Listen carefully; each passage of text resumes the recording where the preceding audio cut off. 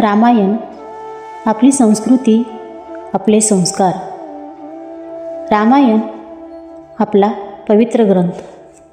जगातील सर्व दुःखाचे हनन करते रामायण. विपत्तीमध्ये संततीचे मनन करते रामायण. रामायण मानवी मूल्यांची पराकाष्ठा, ज्ञानाची अशी गंगा ज्यामध्ये पुन्हा पुन्हा तरुण जाण्यासाठी हृदय आल्हादित होते.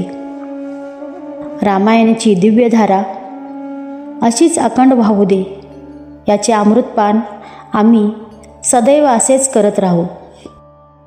रामायण भक्तीची घागर आणि ज्ञानाचा अथांग सागर असेल तर थांबायचा प्रश्न सुटत नाही. अशा रामरूपी धनाचा आपण संचय किती करू तेवढा कमीच आहे. राम सिया, सिया रामची छबी मनाच्या मंदिरात बसू द्या.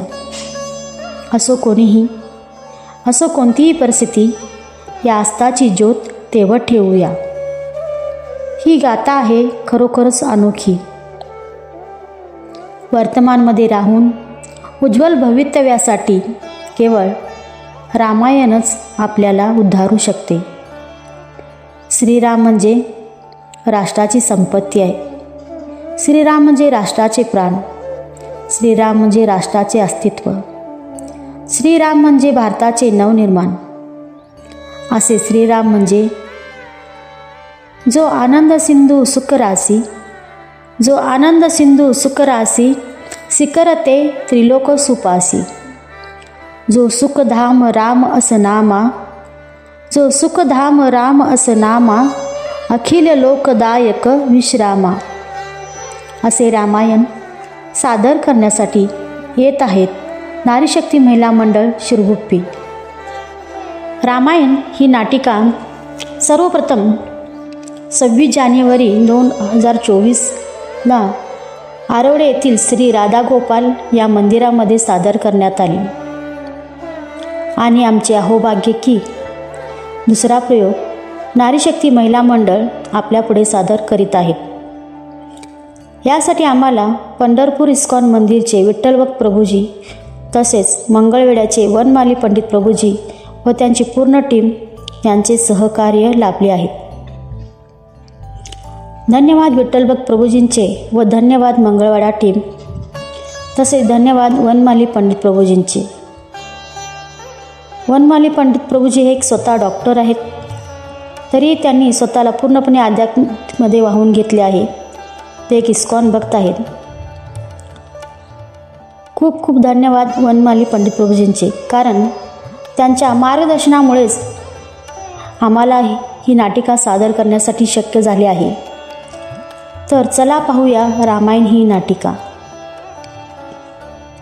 यत्र नार्यस्तु पूज्यते रमते तत्र देवता, असे सांगणारी आपली प्राचीन संस्कृती.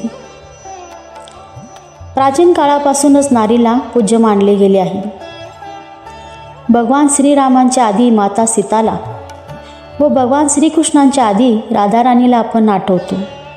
प्रथम त्यांचे नाव घेतले जाते आणि हेच प्रमाण आहे की प्राचीन युगापासून नारीला पूज्य मानले गेले आहे. प्रत्येक युगामध्ये नारीला सिद्ध करण्यासाठी कठीणाहून कठीण प्रसंगाला सामोरे जावे लागले आहे. मी ज्यांच्याबद्दल बोलत आहे त्या माता सीता, त्यांनाही त्रेतायुगामध्ये आपल्या चारित्र्याची पवित्रता सिद्ध करण्यासाठी अग्निपरीक्षा द्यावी लागली. तरीही मर्यादा पुरुषोत्तम रामाने प्रजेच्या सांगण्यावरून राज्याच्या हितासाठी आणि आपल्या प्रजेचा मान सन्मान राखण्यासाठी माता सीताला वनात पाठवले. माता सीताने वाल्मिकी ऋषींच्या आश्रमात राहून खूप दुःख सहन केले, खूप कष्ट केले आणि 2 बालकांना जन्म दिला. ते बालक म्हणजे लवकुश. हेच लवकुश आपल्या मातेचे दुःख सांगण्यासाठी, आपल्या मातेला न्याय मिळवून देण्यासाठी अयोध्या नगरीत आले. तर आपल्यासमोर येत आहेत लवकुश. श्रीरामांचे हे 2 पुत्र आपल्याला रामकथा सांगण्यासाठी येत आहे. तर चला पाहूया लवकुशांच्या वदनातून श्रीरामांची रामकथा ऐकूया. रामायण. जय श्रीराम. वन वन डोले कुछ ना बोले, सीता जनक दुलारी,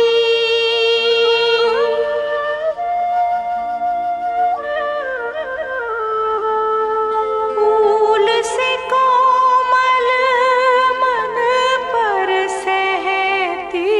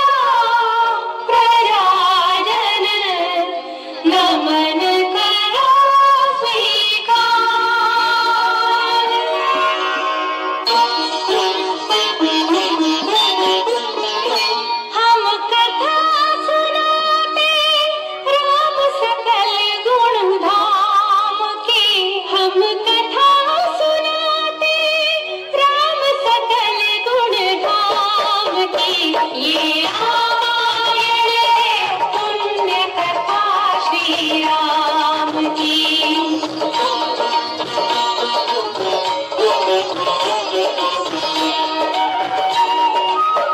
जम्बूद्वीपे भरतखण्डे आर्यावर्ते भारतवर्षे नगरी है विख्यात अयोध्या नाम की।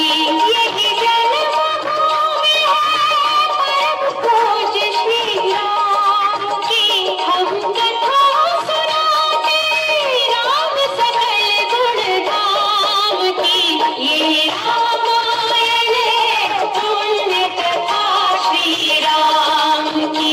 ये रामायण है पुण्य कथा श्री राम की।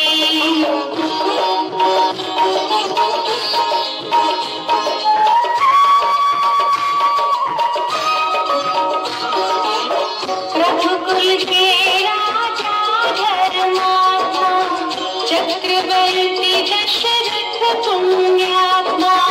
संतति है तो यज्ञ करवाया धर्म यज्ञ का शुभ फल पाया। कृपधर जन्मे तारक मारा रघुकुल दीप जगत आधारा। चारों भ्रातों के शुभ नामा भरत शत्रुघ्न लक्ष्मण रामा। गुरु वशिष्ठ के गुरुकुल जाके अल्पकाल विद्या सब पाके पूरन हुई शिक्षा रघुवर पूरन नाम की। हम कथा सुनाते राम सकल गुण धाम की। ये रामायण है पुण्य कथा श्री राम की। काय म्हटलं?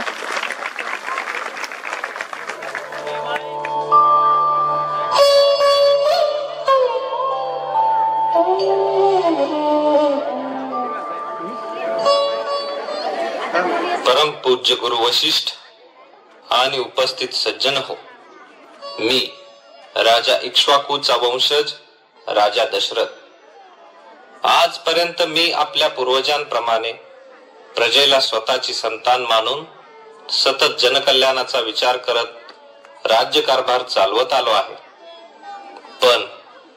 पण आता मी वृद्ध झालो आहे, म्हणून हे राजसिंहासन मी माझा ज्येष्ठ पुत्र राम याच्याकडे सोपू इच्छित आहे.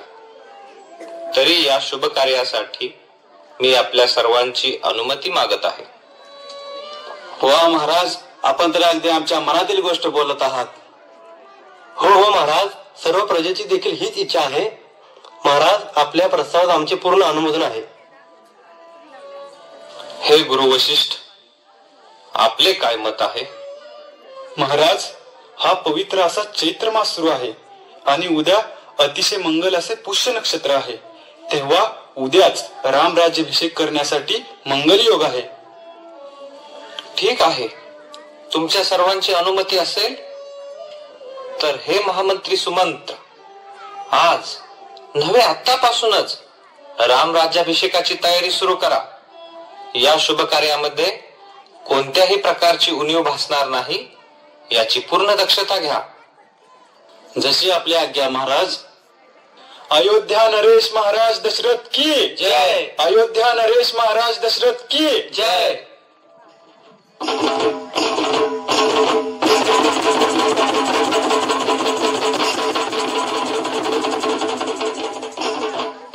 ऐका हो ऐका, उद्या पुष्य नक्षत्राच्या शुभ मुहूर्तावर राजकुमार राम यांचा राज्याभिषेक होणार आहे. हो ऐका हो ऐका, उद्या पुष्य नक्षत्राच्या शुभ मुहूर्तावर राजकुमार राम यांचा राज्याभिषेक होणार आहे. हो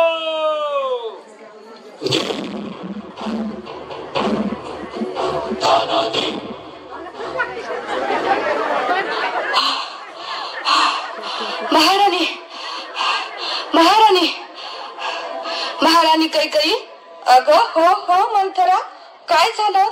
एवढी का धावत आलीस? महाराणी कैकई, तुम्ही ऐकलं का? उद्या महाराज दशरथ रामाचा राज्याभिषेक करणार आहेत. काय? अरे वा, खूप छान खूप छान. किती आनंदाची बातमी सांगत आहेस तू. हे घे आभूषण, ही आनंदाची बातमी सांगितल्याबद्दल. महाराणी, तुम्हाला काही कळत कसं नाही? तुझा पुत्र भरत याला राज्यसिंहासन न देता त्या रामाला राज्यसिंहासन देत आहेत महाराज. अगं हो, मग काय झालं? राम हा देखील माझाच पुत्र आहे. नाही महाराणी नाही, तो तर कौशल्याचा पुत्र आहे. उद्या राम राजा झाल्यावर कौशल्यात सगळ्या राजमहालामध्ये राजमाता म्हणून मिरवणार आणि तुम्हाला बनवणार स्वतःची दासी. छे छे, काय कमी होतं माझ्या भरत मध्ये? हे तू काय बोलत आहेस मंथरा? तुझ्या जिभेला आवर घाल. खरं तेच बोलत आहे महाराणी कैकई. हे बघा, राजकुमार भरत आणि शत्रुघ्न आजळी गेले आहेत आणि उद्याच राम राज्याभिषेक आहे. एवढी घाई करण्याची काय आवश्यकता होती दशरथ महाराजांना? मला तर असं वाटत आहे की हे कौशल्या आणि राम यांनी मिळून रचलेलं एक कारस्थान आहे. काय खरं म्हणतेस तू मंथरा? हो महाराणी, राम राजा झाला तर माझा भरत त्याचा दास बनणार आणि तुम्ही त्या कौशल्या राणीची दासी. बस मंथरा बस. मला आता हे सगळं सहन होत नाही. महाराजांनी माझा विश्वासघात केला आहे. हे ईश्वर, आता मी काय करू? ही हतबल होऊन रडत बसण्याची वेळ नाही महाराणी. रामाचा राज्याभिषेक होण्यास अजून एक पूर्ण रात्र बाकी आहे. अगं मंथरा, एका रात्रीमध्ये काय चमत्कार होणार आहे? तूच काहीतरी मार्ग सुचव. महाराणी, नीट आठवा, देवासुर संग्रामाच्या वेळी तुमच्या मदतीमुळेच महाराज दशरथ विजयी झाले होते. महाराजांनी प्रसन्न होऊन तुम्हाला 2 वर मागायला सांगितले होते आणि आता हीच ती योग्य वेळ आली आहे वर मागण्याची. हो मंथरा. पहिला वर मागा, माझ्या भरतला अयोध्येचं राज्य सिंहासन, आणि दुसरा वर म्हणजे रामाला 14 वर्षाचा वनवास, म्हणजे आपला मार्ग मोकळा होईल. हो मंथरा, आता तू म्हणशील तसंच होईल. दासी, त्वरित जा, महाराजांना जाऊन सांग, महाराणी कैकई त्यांना बोलवत आहेत. जशी आपली आज्ञा महाराणी.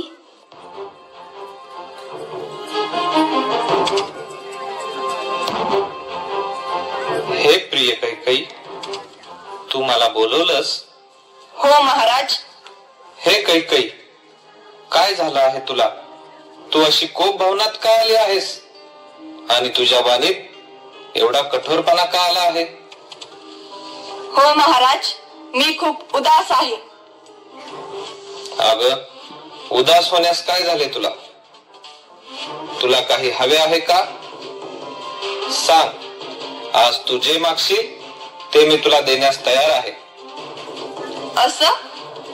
महाराज, तुम्हाला आठवतं का, देवासुर युद्धात तुम्ही मला 2 वर मागण्यास सांगितले होते आणि मी तुम्हाला वेळ आल्यानंतर मागेन असे सांगितले होते. होय कैकई, मला ते चांगलंच आठवतं. तू निसंकोचपणे ते वर माग, कारण आज मी खूप प्रसन्न आहे. अगोदर मला तसं वचन द्या महाराज.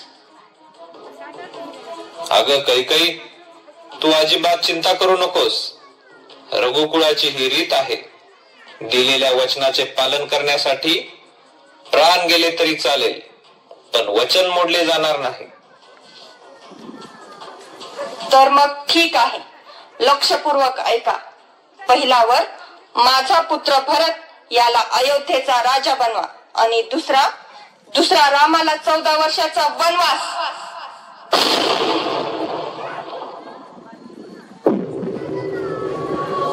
कैकई, हे काय मागितलंस तू? भरतला राज सिंहासन हवे असेल तर घे, पण माझ्या रामाला माझ्यापासून दूर नको पाठवू. कैकई, तू का एवढी कठोर झालीस? हे अभागी दुष्ट स्त्री, जो राम तुला स्वतःच्या मातेपेक्षाही जास्त प्रेम करतो, त्या रामाला वनवासाला पाठवायला निघालीस तू एवढी स्वार्थी कधी झालीस कैकेयी? अगं आठव कैकेयी, आठव. तू देखील भरत पेक्षा जास्त रामावर प्रेम करत होतीस आणि आता केवळ राजसिंहासनाच्या लोभाने तू त्याला वनवासाला पाठवत आहेस.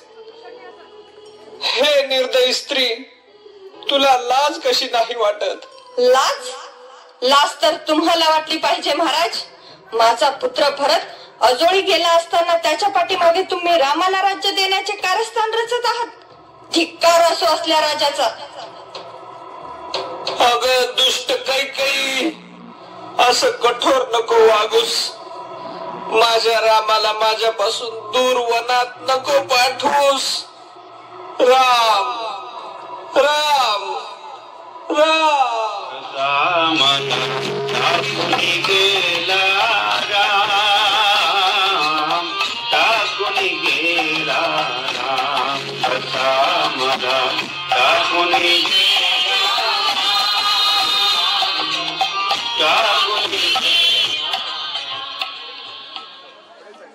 अशा प्रकारे राम, लक्ष्मण आणि सीता वनवासाला निघाले.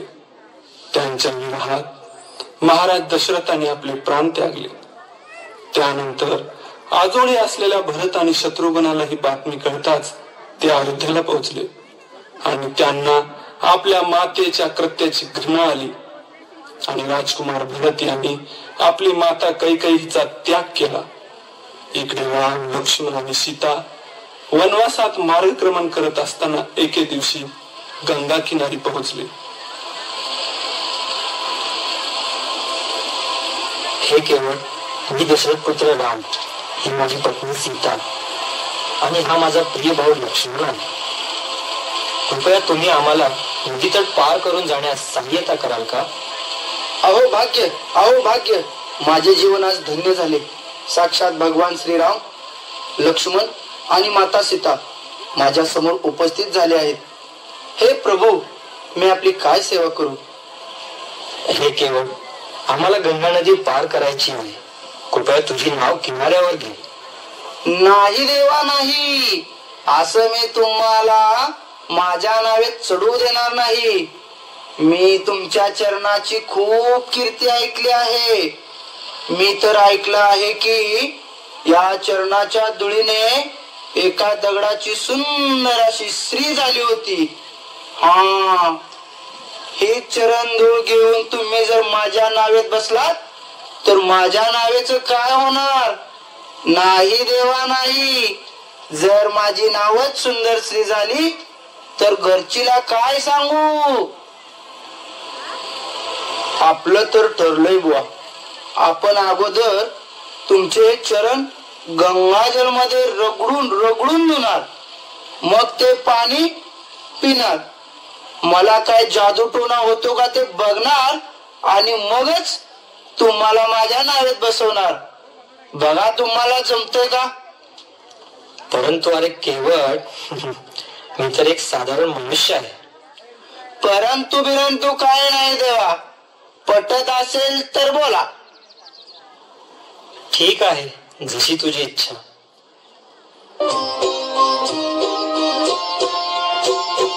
ऐसा कहते हैं सब लोग कि जादू भरी कुदरत है तुम्हारी.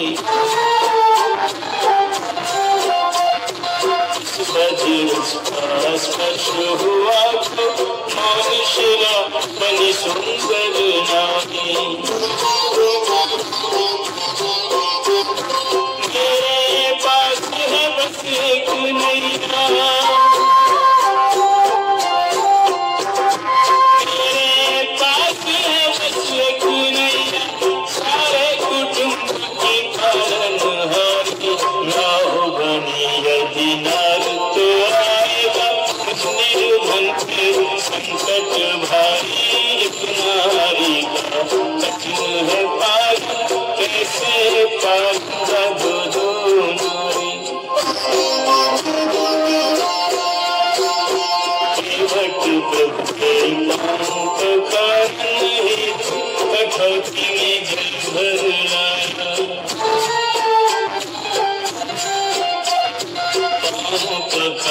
दिया चरणामृत फिर प्रभु को नौका में बिछाया गंगा पार पहुंचकर जब गंगा पार पहुंचकर जब उतराई देने का अवसर आया. केवळ तुझे खूप खूप धन्यवाद. हा घे तुझ्या श्रमाचा मोबदला. नाही प्रभू नाही. मला सांगा, धोबी कधी धोब्याकडून, नावी कधी नाव्याकडून मोबदला घेतो काय? मग एक नावाडी दुसऱ्या नावाड्याकडून कसा काय मोबदला घेईल? अरे मी कसला नावाडी? मी कोणती नाव चालवतो? असे बोळे नका बनू भगवन. या सगळ्या जीवांची नाव या भवसागरातून पार लावणारे तुम्हीच तर खरे मोठे नावडे आहात. हे प्रभू, या शूद्र जीवांची नाव देखील भवसागरात हेलकावे खात आहे. कृपया तिला पार लावा, एवढीच विनंती आहे.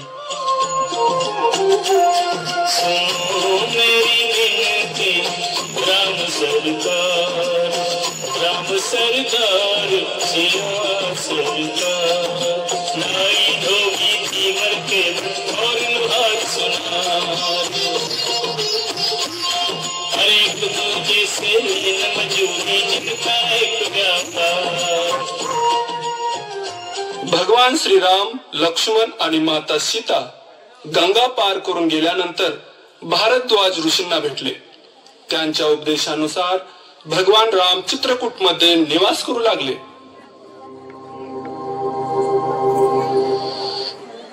तो आला भैया, तो आला. वहिनी तुम्ही कुटीमध्ये जा आणि भैया राम तुम्ही पण धनुष्य घेऊन सज्ज व्हा. तो पूर्ण सेना, हाती, रथ, घोडे इत्यादी घेऊन येत आहे. अरे लक्ष्मण शांत हो. तो म्हणजे कोण येत आहे? भैया एवढे भोळे नका राहू. तो कैकेयी पुत्र भरत येत आहे. एवढे सगळे राज्य लुबाडून सुद्धा त्याला असुरक्षितता वाटते, म्हणून तो आपल्यावरती हल्ला करण्यासाठी येत आहे. कोण? माझा प्रिय भाऊ भरत येत आहे? हो भैया, कैकेयी पुत्र भरत. आता मी त्याला जिवंत सोडणार नाही. त्याच्या आईनं जे केलं ते कमी होतं काय? म्हणून तो आता आपल्याला ठार मारण्यासाठी पूर्ण सेना घेऊन येत आहे. नाही लक्ष्मण नाही, माझा भरत तसा नाही. भैया राजसिंहासन मिळाल्यावर चांगल्या चांगल्यांची बुद्धी भ्रष्ट होते. इंद्रासारखे देव सुद्धा राजपद मिळाल्यावर चांगलं काय आणि वाईट काय हे विसरून जातात. लक्ष्मण, इंद्रासारखा देव राजपदाचा लोभी असेल, पण माझा भरत नाही, हे कधीच शक्य नाही. अरे लक्ष्मण, त्याला अयोध्येच राज्य काय, पण तिने लोकांचं राज्य जरी दिलं तरी त्याला कधी राजपदाचा लोभ येणार नाही. मी माझ्यापेक्षा जास्त माझ्या भरतला ओळखतो. अरे भैया राम, तुम्ही सगळ्यांना स्वतःसारखं भोळ का समजता? तुमच्या नजरेत भरत साधू असेल, पण माझ्या नाही. आज मी त्याला जिवंत सोडणार नाही.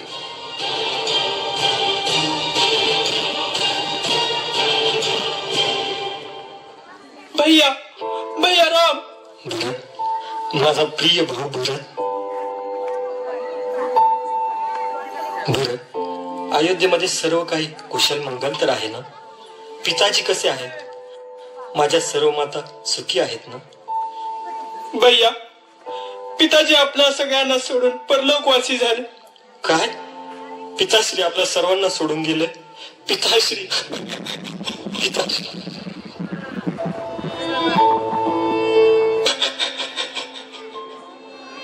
भैया, कृपया आता तरी हा हट्ट सोड आणि माझ्या बरोबर अयोध्येला चला. नाही भरत, आपल्या पित्याचं वचन मोडून मी नाही येणार. वचन जर मोडलं गेलं तर आपलं कुळ कलंकित होईल. पित्याचं वचन मोडणे हा अधर्म आहे. मग भैया, मी वनवासात जातो, तुम्ही अयोध्येला जा. अयोध्यावासी पण आनंदित होतील. त्यांना त्यांचा आवडता राजा मिळेल. नाही भरत, धर्म हा व्यापार नाही. ज्याने त्याने आपल्या धर्माचे पालन करावे. नाही, मी काही ऐकणार नाही. तुम्हाला अयोध्येला यावंच लागेल. भरत सेवकाचा धर्म आहे. त्याने आपल्या प्रभूच्या आज्ञेचे पालन करावे. ठीक आहे भैया, मग तुमची काय आज्ञा आहे? उठ भरत उठ. तुझ्या प्रेमाने तू मला जिंकला आहेस. तू भेट दिलेलं राज्य मला स्वीकार आहे. परंतु पिताजींचं वचन खोटं ठरू नये म्हणून मी तुला विनंती करतो, 14 वर्षापर्यंत हे अयोध्येचं राज सिंहासन तू सांभाळ. वनवासावरून आल्यानंतर मी अयोध्येचा राजा बनेल. ठीक आहे भैया, मी तुमच्या आज्ञेचं पालन करेन. कदाचित ही 14 वर्षे मला माझ्या पापाचे प्रायश्चित करण्यासाठी मिळाली असावी.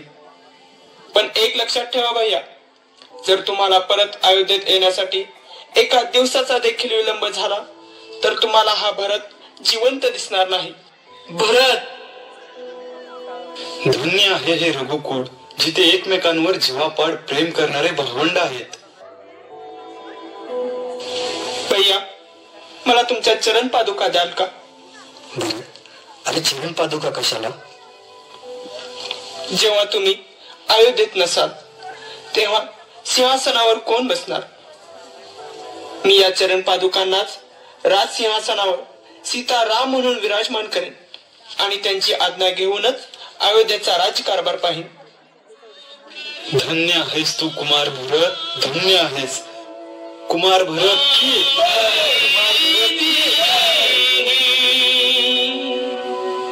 सादर भारत शीश धरी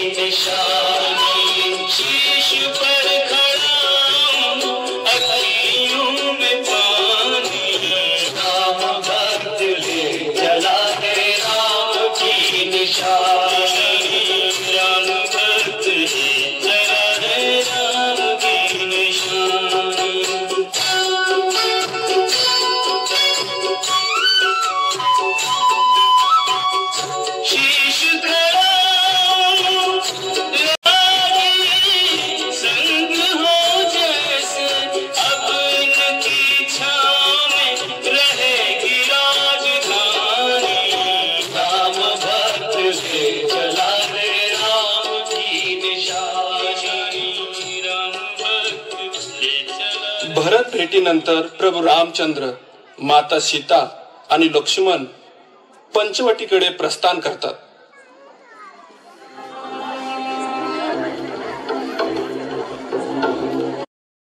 हिचंच वर्चस्व असणार.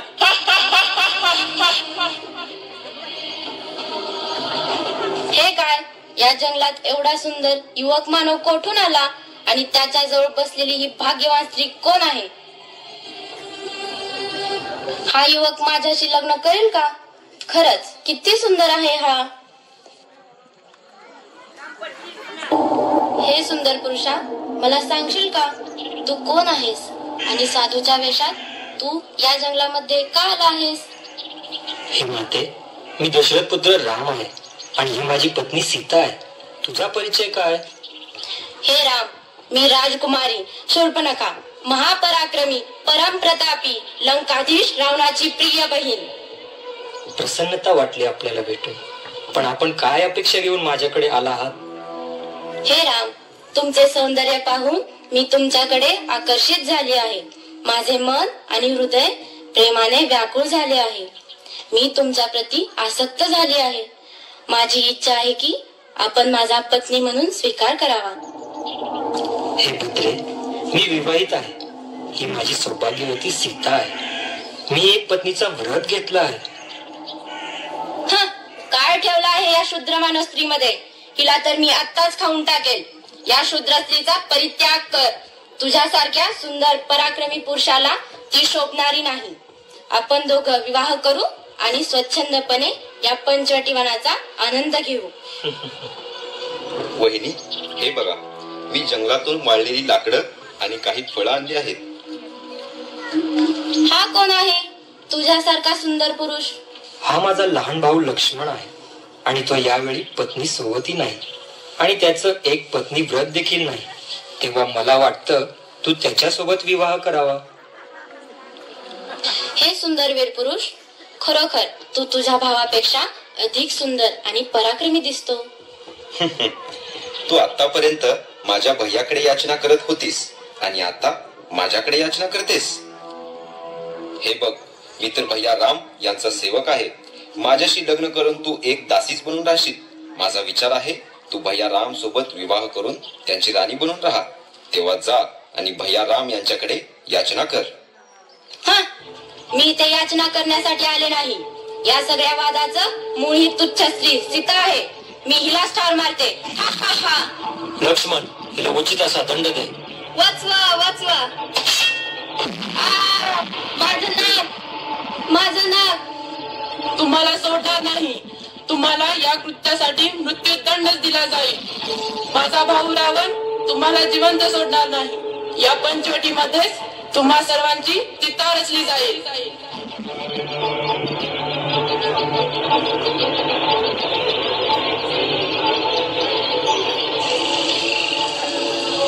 प्रभू रामचंद्र आणि अनुज लक्ष्मण यांच्याकडून अपमान झाल्यावर शूर्पणखा तिचे भाऊ खरदूषण यांच्याकडे गेली.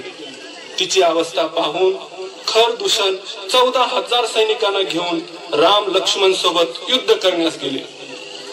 परंतु राम लक्ष्मणाने त्या सर्वांचा वध केला. त्यातील अकंपन नावाचा असुर कसा बसा प्राण वाचून रावणाकडे आला आणि त्याने संपूर्ण वृत्तांत रावणाला सांगितला.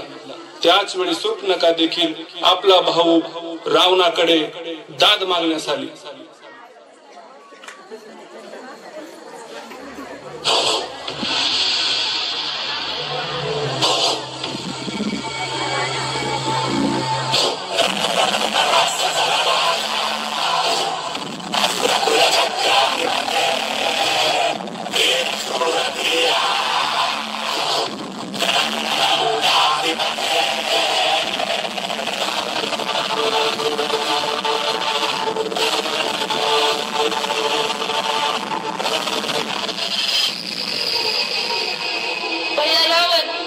भैया रावण, माझं रक्षण करा.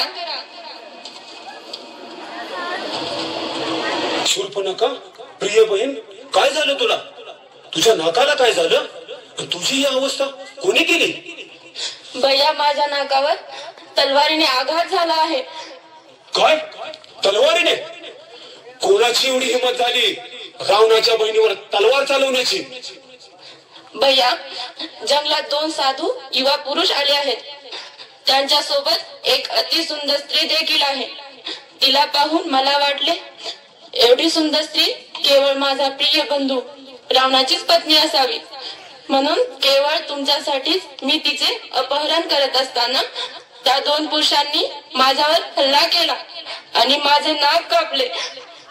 भैया रावण, त्यांनी हे नाक शूर्पणखेचे नाही तर साक्षात लंका नरेशच कापलं आहे. बॉस शूर्पणखे, बॉस, माझ्या क्रोधाचा अंत पाहू नकोस. मी त्या तुच्छ सैन्यासाठी सोडणार नाही. तू चिंता करू नकोस शूर्पणखे. रावणाचा क्रोध त्यांना माहित नाही. त्या सुंदर स्त्रीवर मी माझा अधिकार मिळवणार. त्या संन्यासांना देखील मी मृत्यूदंड देणार.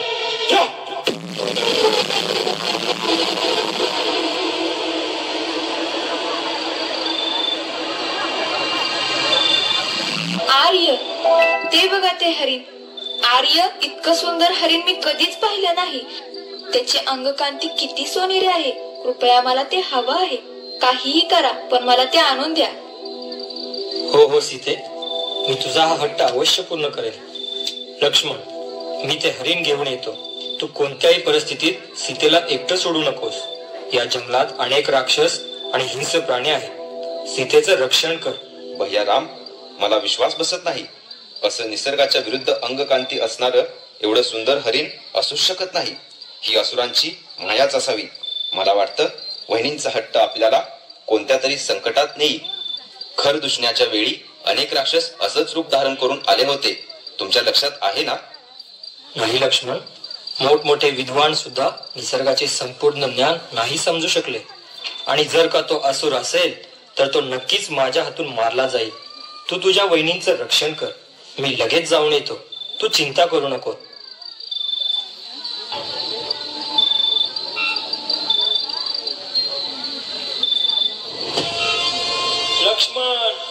लक्ष्मण, सीते, सीते, वाचवा मला, वाचवा.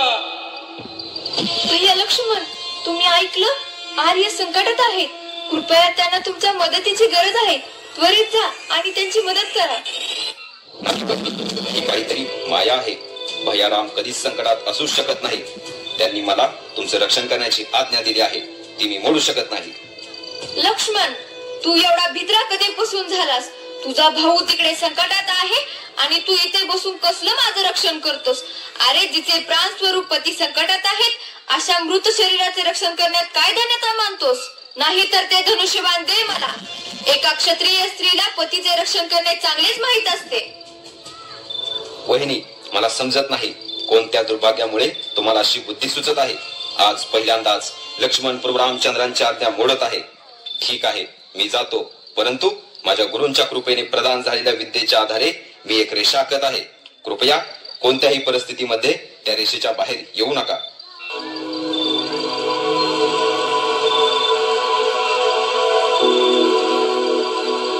वहिनी, आत पर्णकुटीमध्ये जा आणि आम्ही परत येईपर्यंत ही रेषा ओलांडू नका. ही लक्ष्मण रेषा आहे. ठीक आहे.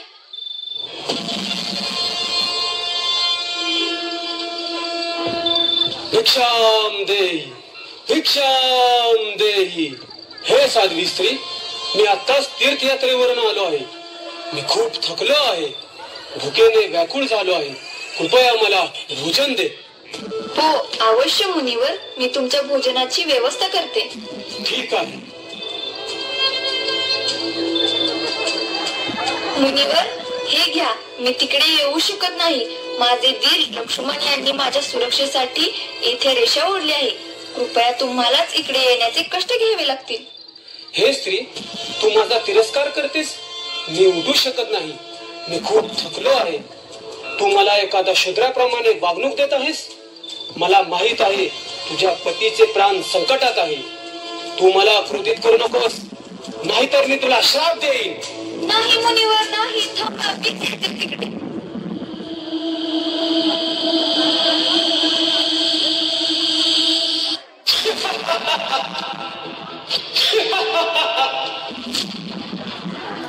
हे सुंदर स्त्री, मी लंकापती रावण आहे, रावण. आणि तुझ्या सौंदर्याने तू माझे हृदय हिरावून घेतले आहेस. तुझी जागा या पर्णकुटीत नाही, तर रावणाच्या महलात आहे, महलात. चल माझ्या बरोबर. नाही, नाही. अरे दुष्ट, तुला लाज नाही वाटत? एका पतिव्रता स्त्रीला स्पर्श करण्याची दुर्बुद्धी केवळ तुला तुझ्या दुर्भाग्यामुळे सुचली आहे. अरे दुष्ट, तुला माहित नाही, परधन परस्त्री हे विनाशाचे कारण आहे. माझे पती परम पराक्रमी आहेत.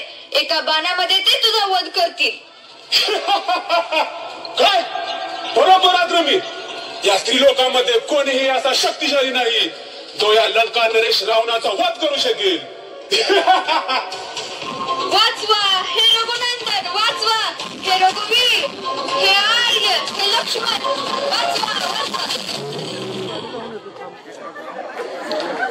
अशा प्रकारे रावण माता सीतेला आकाश मार्गाने लंकेला घेऊन जातो.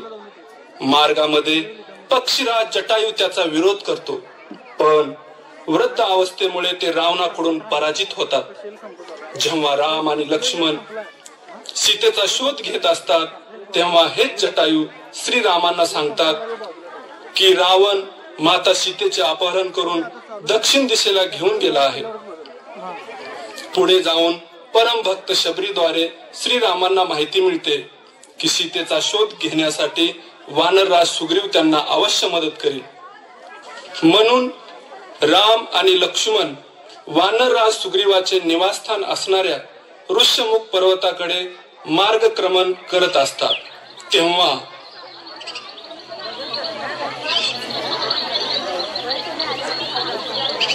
भैयाराम, मला वाटतं हीच ती 2 पर्वत शिखरे असावीत, परंतु सुरुवातीला कोणत्या शिखरावर जावं हे समजत नाही.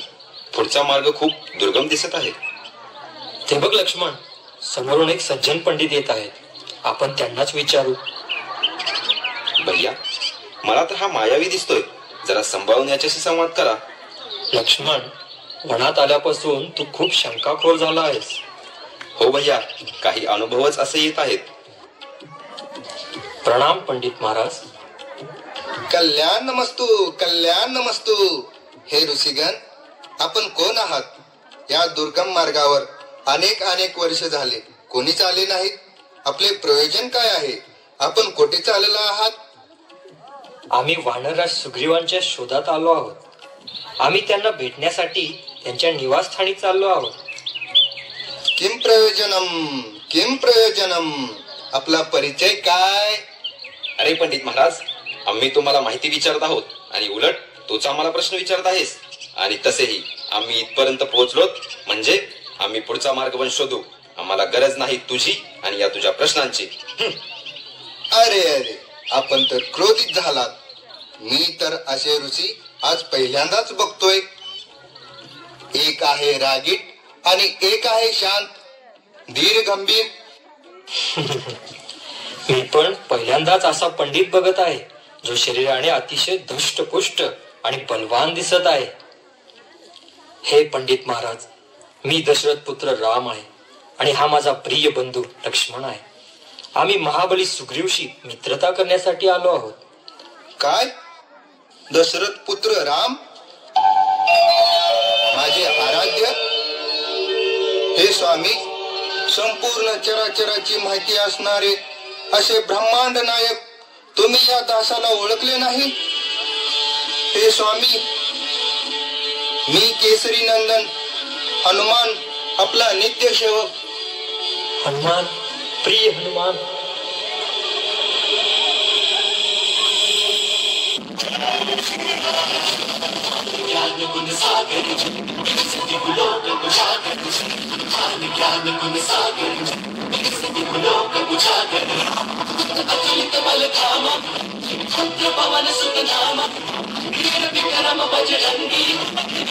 अशा प्रकारे हनुमानजी प्रभू रामचंद्राला आणि लक्ष्मणाला घेऊन सुग्रीवाकडे जातात. प्रभू रामचंद्र वालीचा वध करून सुग्रीवाला किष्किंधेच्या राजसिंहासनावर विराजमान करतात. माता सीतेचा शोध लावतात. समुद्र पार करण्यासाठी भगवान राम समुद्रावर सेतू बांधतात आणि सर्व वानर सेनेला घेऊन लंकेमध्ये प्रवेश करतात. आता वेळ आली आहे ती राम रावण युद्धाची.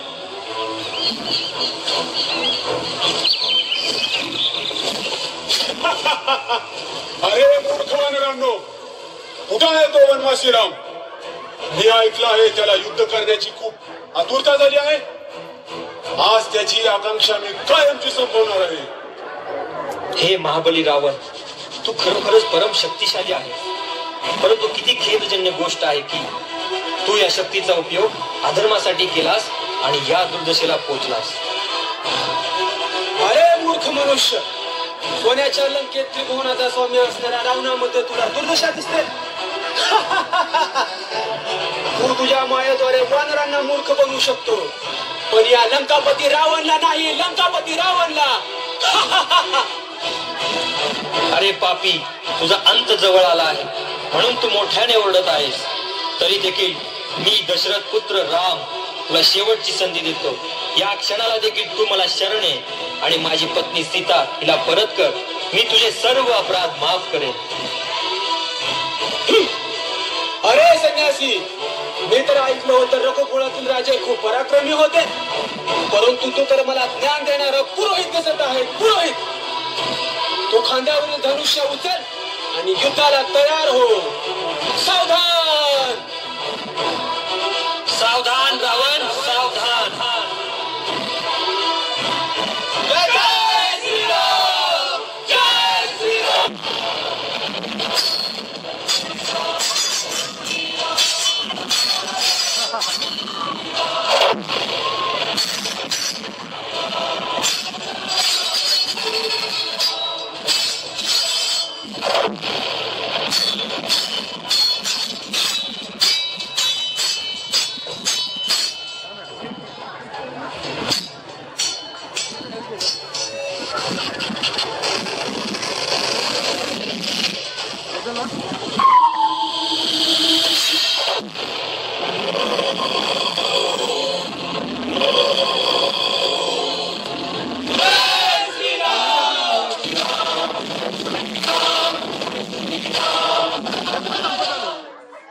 धर्म आणि अधर्माची लढाई संपली. धर्माचा विजय झाला, अधर्माचा नाश झाला. चहूकडे श्रीरामाचा जयजयकार गरजू लागला. श्रीरामाचा विजय झाला ही बातमी अयोध्यापर्यंत पोहोचली. रघुकुल से रीत हे चली आई, रघुकुल से रीत हे चली आई, प्राण जाहे पर वचन नाही जाए. श्रीरामाने आपल्या पित्याला दिलेल्या वचनाप्रमाणे 14 वर्षांचा वनवास भोगला, अधर्माचा नाश केला आणि माता सीताला रावणाच्या कैदेतून सोडवले. युद्ध संपल्यावर श्रीरामांना कधी अयोध्याला जाईल असे झाले होते, कारण त्यांनी भरताला हे वचन दिले होते. 14 वर्ष वनवास भोगल्यानंतर 1 दिवसाचाही विलंब न करता अयोध्याला पोहोचतील आणि 14 वर्षे पूर्ण होण्यासाठी 2 दिवसांचाच कालावधी उरला होता. म्हणून लगेचच त्यांनी अयोध्याकडे प्रस्थान केले. 14 वर्षांची प्रतीक्षा संपली. अयोध्या नगरी अतिशय आनंदित झाली होती. सर्वांना प्रभू रामचंद्राच्या दर्शनाची ओढ लागली होती. अयोध्या नगरी आतुरतेने वाट पाहू लागली. श्रीरामांच्या स्वागतासाठी अयोध्या सज्ज होऊ लागली. गुड्या तोरणे उभी राहिली, सुंदर सुंदर रांगोळीने अंगण सजले, फुलामाळाने नगर सजले, फुलांच्या पायघड्या घातल्या जाऊ लागल्या. सगळीकडे दीप उजळले. स्वर्गाहून सुंदर, होय स्वर्गाहून सुंदर अयोध्या नगरी सजली. सर्व खुशीने नाचू लागले. तर आपण चला अयोध्या नगरीला श्रीरामांचे स्वागत करा. पूरे अयोध्या में खुशियां छाई है, पूरे अयोध्या में खुशियां छाई है, प्रभु श्री राम के स्वागत की शुभ घड़ी आई है. अयोध्या धाम खिल उठा है, अयोध्या धाम खिल उठा है, अयोध्या धाम सवर उठा है.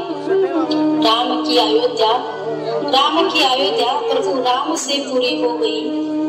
गरज उठे गगन सारा, गरज उठे गगन सारा, समुद्र छोड़े अपना किनारा. हिल जाए जगत सारा, हिल जाए जगत सारा, जग गूंजे जय श्री राम का नारा. जय श्री राम.